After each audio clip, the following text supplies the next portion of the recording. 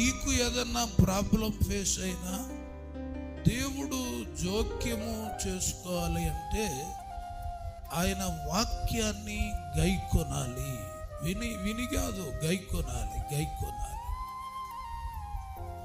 వాక్యాన్ని గైకొన్న వాడిని, యోసేపు వాక్యాన్ని విన్నాడా, గైకొన్నాడా?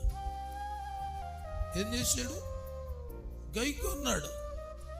గైకొన్నాడు కాబట్టి నీళ్లు లేని గోతులో పడేసినా ఏమవలేదు.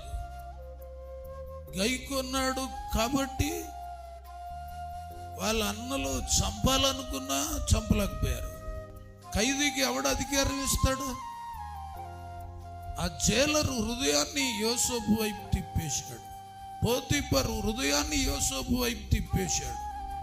కారణం, వాక్యాన్ని గైకొనేవాడు ఎక్కడున్నా అతన్ని ఎక్కడున్నా తలగానే చేస్తాడు.